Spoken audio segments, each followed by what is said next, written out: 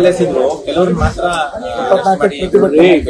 ಅವರು CCTV-ನಲ್ಲಿ ಯಾರೆಲ್ಲ ಆ ಪ್ರಕರಣದಲ್ಲಿ ಯಾರೆಲ್ಲ ಇನ್ವಾಲ್ವ್ ಆಗಿದ್ದಾರೆ ಅಂತೇಳಿ CCTV-ನಲ್ಲಿ ಕ್ಯಾಪ್ಚರ್ ಆಗಿರೋದನ್ನ ನೋಡಿಕೊಂಡು ಅವ್ರು ಅರೆಸ್ಟ್ ಮಾಡ್ತಾ ಇದ್ದಾರೆ. ಈಗಾಗಲೇ ಕೆಲವ್ರನ್ನ ಫಸ್ಟ್ 1 or 2 days ಅಲ್ಲೇ ಮಾಡಿದ್ರು. ಮೌಲ್ವಿ ಅವರು ಮಾತನಾಡಿದ್ದು ಸೋಷಿಯಲ್ ಮೀಡಿಯಾದಲ್ಲೆಲ್ಲ ಬಂದಿದೆ. ಅದನ್ನ ನೋಡಿಕೊಂಡು ಅವ್ರನ್ನ ಈಗ ಅರೆಸ್ಟ್ ಮಾಡಿದ್ದಾರೆ ನಿನ್ನೆ ದಿವಸ. ಮತ್ತು ಯಾರ್ಯಾರು ಅದರಲ್ಲಿ ಭಾಗಿಗಳಾಗಿದ್ದಾರೆ ಅಂತೇಳಿ ಅವರಿಗೆ ಫುಟೇಜ್ ಅಲ್ಲಿ ಸಿಗ್ತದೆ, CCTV ಫುಟೇಜ್ ಅಲ್ಲಿ, ಅದನ್ನ ನೋಡಿಕೊಂಡು ಮಾಡ್ತಾ ಇದ್ದಾರೆ. 24 ತಾರೀಕು ಬಿಜೆಪಿ ಪ್ರತಿಭಟನೆ ಇಟ್ಕೊಂಡಿದೆ ಸರ್. ಯಾವ ವಿಷಯದಲ್ಲಿ? ಬೆರಳೆಣಿಕೆ ವ್ಯಕ್ತಿಗಳನ್ನ ಅಷ್ಟೇ ಪ್ರಯತ್ನ ಮಾಡ್ತಾ ಇದೆ ಅಂತ. ಅವರು ಎಲ್ಲದರಲ್ಲೂ ರಾಜಕೀಯ ಮಾಡ್ತಾ ಇದ್ದಾರೆ, ಇದರಲ್ಲೂ ರಾಜಕೀಯ ಮಾಡೋದು ಹೊರಟಿದ್ದಾರೆ.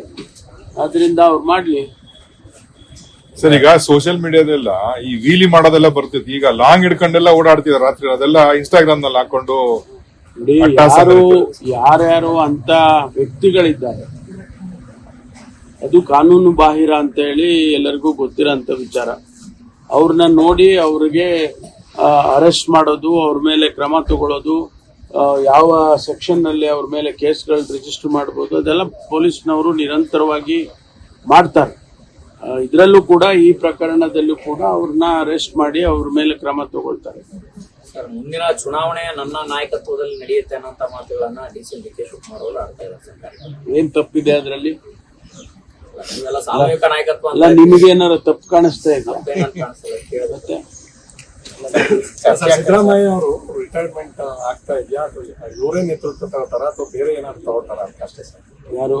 ಈಗ ಸಿದ್ದರಾಮಯ್ಯ ಅವರು ಕೊನೆ ಚುನಾವಣೆ ಅಂತಂದು 3 ಬಾರಿ ನೋಡಿಯಪ್ಪ, ಇಂಥದ್ದನ್ನೆಲ್ಲ ಅವ್ರು ಯಾರು ಹೇಳ್ತಾರೋ ಅವ್ರನ್ನೇ ಕೇಳ್ಬೇಕು. ನಮ್ಮನ್ನ ಕೇಳಿದ್ರೆ ನಾನು ಹೆಂಗೆ ಅವ್ರ ಪರವಾಗಿ ನಾನು ಉತ್ತರ ಕೊಡಕ?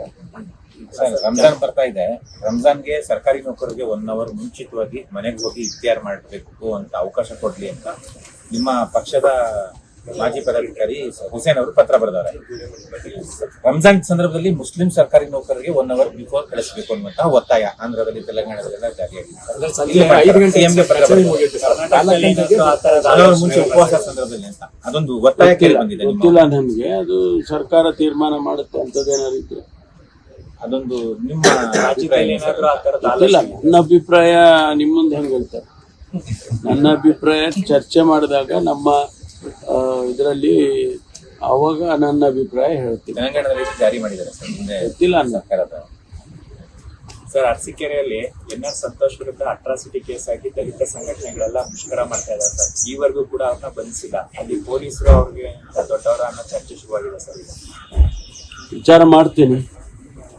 ಪೊಲೀಸು ನಮ್ಮ SP, ಹಾಸನದ SP ಅವ್ರಿಗೆ FIR ಕೂಡ ದಾಖಲಾಗಿದೆ ಸರ್. ಅವರು ಸರ್, ಖರ್ಗೆ ಅವರು ಎಚ್ಚರಿಕೆ ಕೊಟ್ಟಿದ್ದಾರೆ ಸರ್, ತೆಪ್ಪಗಿರಿ, ಬಾಯಿ ಮುಚ್ಕೊಂಡಿರಿ, ಈಗೆಲ್ಲ ಮಾತಾಡ್ಬಾರ್ದು ಅನ್ನುವಂತ ಖಡಕ್ ಎಚ್ಚರಿಕೆ ಕೊಟ್ಟಿದ್ದಾರೆ. ಇಲ್ಲ, ಗೊತ್ತಿಲ್ಲ ನನಗೆ. ನಾನು ಕೂಡ ಮಾಧ್ಯಮದಲ್ಲೇ ನೋಡಿದೆ. ನನಗೆ ಮಾಧ್ಯಮದಲ್ಲೇ ಓದಿದ್ದೀನಿ ಬೆಳಿಗ್ಗೆ. ವೇಣುಗೋಪಾಲ್ ಅವರು ಏನು ಹೇಳಿಲ್ವ ಸರ್? ದೆಹಲಿಯಲ್ಲಿ ಭೇಟಿ ಕೊಟ್ಟಂತ ಸಂದರ್ಭ ಇಂಥ ಸ್ಟೇಟ್ಮೆಂಟ್ ಎಲ್ಲ ಮಾಡಕ್ ಇಲ್ಲಪ್ಪ, ನಮಗೇನು ನಾವು ಅಂಥ ಸ್ಟೇಟ್ಮೆಂಟ್ ಏನು ಮಾಡೇ ಇಲ್ವ? ನಾವು ಅಂಥ ಸ್ಟೇಟ್ಮೆಂಟ್ ಮಾಡೇ ಇಲ್ಲ. ಅದರಿಂದ ಎಚ್ಚರಿಕೆ ಕೊಡೋ ಪ್ರಶ್ನೆ ಏನು ಬರುತ್ತೆ? ಬಜೆಟ್ ನಂತರ ಸಂಪುಟ ಪುನರ್ರಚನೆ ಆಗುತ್ತೆ ಅಂತೇಳಿ ಶುರುವಾಗಿದೆ ಸರ್. ಅದು ಚೀಫ್ ಮಿನಿಸ್ಟರ್ ಪ್ರೆರಾಗೇಟಿವ್. ಮುಖ್ಯಮಂತ್ರಿಗಳ ತೀರ್ಮಾನ. ಅವರು ರಿಷಫಲ್ ಮಾಡ್ಬೋದು, ಇಲ್ಲ ಹಾಗೆ ಇಟ್ಕೊಳ್ಬೋದು, ಅದು ಗೊತ್ತಿಲ್ಲ. ಪ್ರೆರಾಗೇಟಿವ್. ಈ ವಿಡಿಯೋ ನಿಮಗೆ ಇಷ್ಟವಾದಲ್ಲಿ ಲೈಕ್ ಮಾಡಿ, ಶೇರ್ ಮಾಡಿ, ಸಬ್ಸ್ಕ್ರೈಬ್ ಮಾಡಿ.